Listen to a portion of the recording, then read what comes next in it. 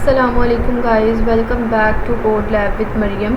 आज के इस टॉपिक में हम जो कवर करने वाले हैं प्रोग्राम, वो बहुत ही इंपॉर्टेंट प्रोग्राम है जिसमें हम कवर करने वाले हैं कि वो हमारी जो वैल्यू है वो किस ओरिजिन पे लाई करती है, ठीक है, किस एक्सिस में लाई करती है, किस क्वाड्रेंट में लाई करती है। आज हम ये सब देखेंगे, ठीक है। तो हम उसे ड्रॉ करके भी समझ लेते हैं। ये देखिए हमारे पास 4 क्वाड्रेंट होते हैं। ये हमारे पास है एक्स एक्सिस, यहाँ पर हमारे पास x की पॉजिटिव वैल्यूज़ होती हैं, यहाँ पर x की नेगेटिव वैल्यूज़ होती हैं इस साइड पे, ठीक है। यहाँ पर हमारे पास ये y एक्सिस है, यहाँ पर y की पॉजिटिव वैल्यूज़ लाई करती हैं, और जो फोर्थ साइड है उसमें हमारे पास y की नेगेटिव वैल्यूज़ जो हैं वो लाई करती हैं, ठीक है। हम क्या करेंगे, हम डिफरेंट वैल्यूज़ को है जो यूज़र से एंटर करवाएंगे और हमें चेक करना है कि हमारी वैल्यू जो है वो किस क्वाड्रेंट में लाई कर रही है। वो एक्स एक्सिस पे लाई कर रही है, वाई एक्सिस पे लाई कर रही है, वो ओरिजिन पे लाई कर रही है, वो किसी क्वाड्रेंट में लाई कर रही है, ये हमें चेक करना है, ठीक है। तो ये तो मैथ में आपने कभी ना कभी तो पढ़े ही होंगे क्वाड्रेंट, और अगर आपने नहीं पढ़े तो मैं इसे भी एक्सप्लेन कर देती हूँ, ठीक है। ये हमारे पास सेकंड क्वाड्रेंट है, देन हमारे पास ये थर्ड क्वाड्रेंट है, और ये हमारे पास फोर्थ क्वाड्रेंट है, ठीक है। अब हमें करना क्या है, चेक कर, हमें कैसे पता चलेगा, ठीक है। सबसे पहले ये हमारे पास जो पॉइंट होता है, ये मेन वाला जहाँ पर ये दोनों इंटरसेक्ट कर रही हैं लाइन, ये हमारे पास ओरिजिन होता है, ठीक है। यहाँ पर क्या होगा, अगर हमारे पास x की भी वैल्यू 0 है और y की भी वैल्यू 0 है, तो वो हमारा जो हमारे पॉइंट्स होंगे वो ओरिजिन पे लाई कर रहे होंगे, ठीक है। अगर हमारे पास x की वैल्यू 0 आ रही हैं तो हमारी जो वैल्यूज़ होंगी वो कहाँ पर लाई कर रही होंगी, वो y एक्सिस पे लाई कर रही होंगी, ठीक है। अगर हमारे पास y की वैल्यू 0 आ रही है तो फिर वो x एक्सिस पे लाई कर रही होंगी, ठीक है। और अगर उनमें से किसी की भी वैल्यू 0 नहीं है तो हमें चेक करना है कि वो किस क्वाड्रेंट में है। तो वो हम किस तरह से फाइंड करेंगे, जब हमारे पास दोनों वैल्यूज़ पॉजिटिव होती हैं, ठीक है, दोनों वैल्यूज़ हमारे पास पॉजिटिव होंगी तो हमारे पास क्या होगा, वो फर्स्ट क्वाड्रेंट में लाई करेंगी।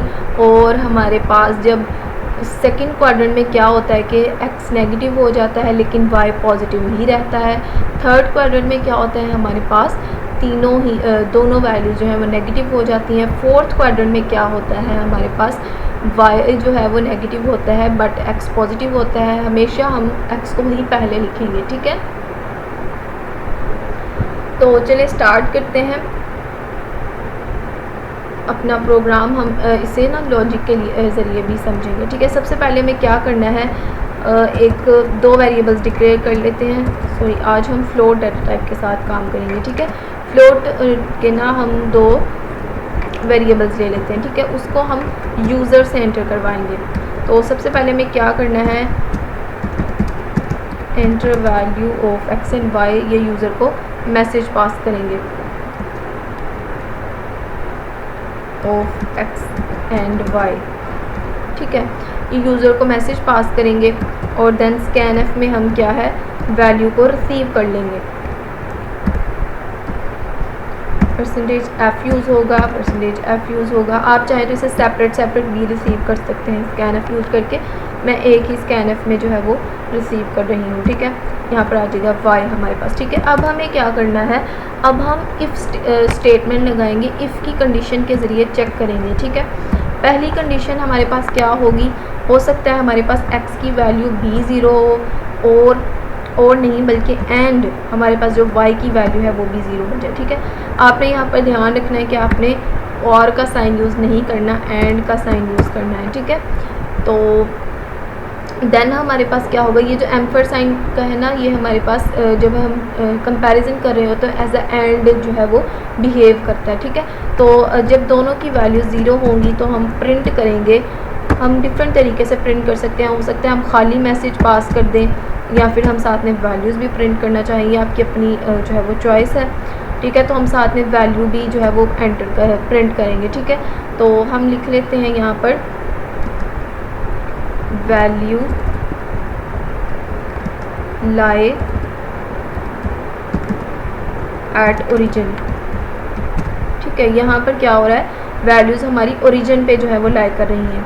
हम x को भी प्रिंट कर लेते हैं और y को भी प्रिंट कर लेते हैं। अब हमें क्या करना है, और डिफरेंट कंडीशन चेक करनी है इसी तरह करके, ठीक है। अब नेक्स्ट हम फाइंड कर लेते हैं, अगर हमारे पास सिर्फ x 0 हो जाता है। ठीक है, इफ़ की कंडीशन सॉरी एल्स इफ लगाते हैं,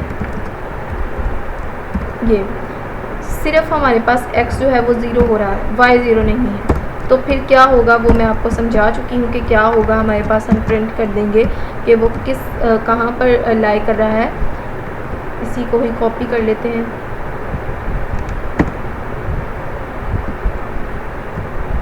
इसकी जो लॉजिक है वो बिल्कुल भी डिफ़िकल्ट नहीं है, जस्ट आपको एक थोड़ी सी लॉजिक समझनी है तो आप पूरा प्रोग्राम कर सकते हैं। ठीक है, अगर हमारे पास x की वैल्यू 0 हो गई है तो वो मस्ट y एक्सिस पे लाई कर रहा होगा। ठीक है, लाई एट y एक्सिस। ठीक है, इसी तरह हो सकता है हमारे पास जो है वो y की वैल्यू 0 हो जाए खाली। यहाँ पर हम y कर लेते हैं चेंज। अगर हमारे पास y की वैल्यू 0 हो जाती है तो क्या होगा, तब वो x एक्सिस पे लाई करेगा। ठीक है, ये तो बेसिक बात हो गई कि अगर 0 आ जाती है वैल्यू तो वो रीजन पे होगा दोनों की, और अगर हमारे पास एक x 0 आ रहा है तो वो y एक्सिस पे होगा, अगर y 0 आ रहा है तो वो x एक्सिस पे होगा। अब हमें चेक करना है कि अगर दोनों की वैल्यू 0 नहीं हो रही हैं, ठीक है, तो हमें चेक करना है कि वो किस क्वाड्रेंट में लाई कर रहा है। अब हमारा मेन जो है वो काम स्टार्ट होने वाला है। ठीक है, उसके लिए हम लॉजिक लिखते हैं। अगर आप इस डायग्राम को अच्छे से समझ लेते हैं तो आपके लिए ये बिल्कुल भी डिफ़िकल्ट नहीं होगा। ठीक है, सबसे पहले हमें क्या लिखना है, अगर हमारे पास x जो है वो ग्रेटर हो जाता है 0 से, 0 हम क्या यहाँ कंसीडर कर रहे हैं, ओरिजिन।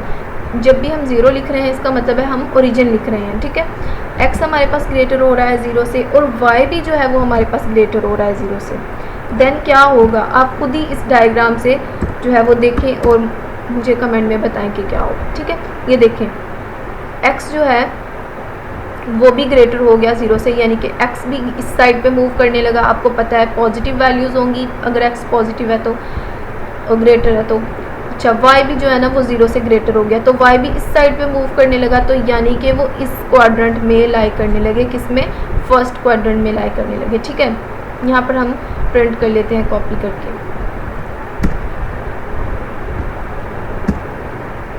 वैल्यूज लाइज कौन से क्वाड्रेंट में,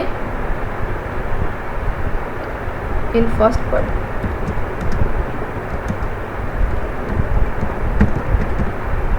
ठीक है, ये भी हो गया हमारे पास। अब हम इसी तरह डिफरेंट कंडीशंस लगाकर चेक करेंगे।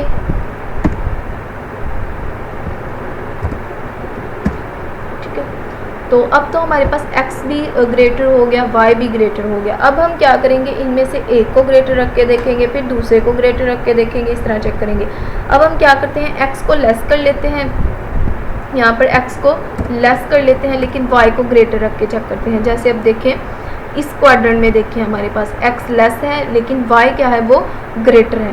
ठीक है, क्योंकि y की वैल्यू पॉजिटिव है और x की नेगेटिव है, तो फिर किस क्वाड्रेंट में लाई करेगा, वो क्वाड्रेंट 2 में लाई करेगा। ठीक है, इसी तरह हम क्या करते हैं,